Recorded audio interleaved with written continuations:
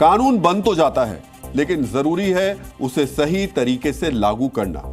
कानून तो यह भी कहता है कि देश में हर धर्म और हर जाति के लोगों का समान अधिकार है, छुआछूत और भेदभाव की कोई जगह नहीं है। लेकिन भारत में ही एक ऐसा गांव है जहां के सैलून में दलितों को एंट्री लेने के लिए आजादी के बाद 78 साल का इंतजार करना पड़ता है।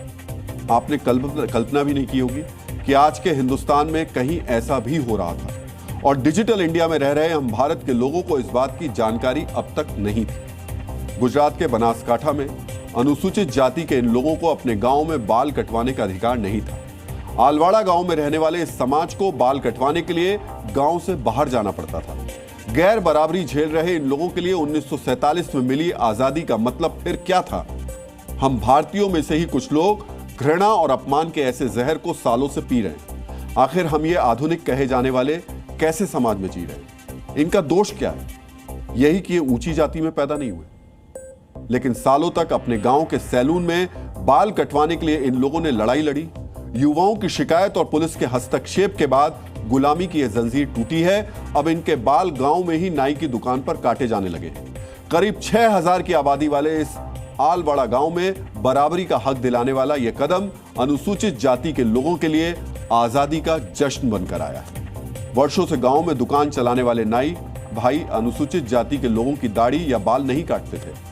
इस वजह से इन्हें गांव से 25 किलोमीटर दूर जाना पड़ता था। जरा सोचिए, बच्चों को बाल कटवाने के लिए स्कूल से छुट्टी लेनी पड़ती थी। कामकाजी लोगों को काम धंधा छोड़कर जाना पड़ता था। 15 दिन से मेरा दलित समाज का वो बाल काट रहा है। पहले हमारा दलित समाज के लोग का वो बाल नहीं काट रहा था। वो बोलता था कि आपके दलित हो इसलिए हम बाल नहीं काटते हैं। जब तक देश आजाद था अब तक कोई बाल कटने की मना नहीं, कोई काटता नहीं। सहन की 4-5 हेयर कटिंग दुकान है। जब तक काटता नहीं था तो सभी प्रजा हैरान था थी। विद्यार्थी स्टूडेंट था तो वो धानेरा पोथावाड़ा जाना पड़ता था। हेयर कटिंग का शुरू कर दिया है नाई भाइयों ने, तो हमें बहुत आनंद होता है कि हमारे हमें गांव छोड़कर दूसरी जगह पे नहीं जाना पड़ेगा। ने दिन की 400-500 मजदूरी छोड़कर शहर में जाना पड़ता था, पांथावाड़ा या धानेरा। अब इस गांव ने एक सकारात्मक पहल की है और जातिगत पूर्वाग्रहों को हमेशा हमेशा के लिए पीछे छोड़ दिया है। जरा इनकी तकलीफ महसूस कीजिए।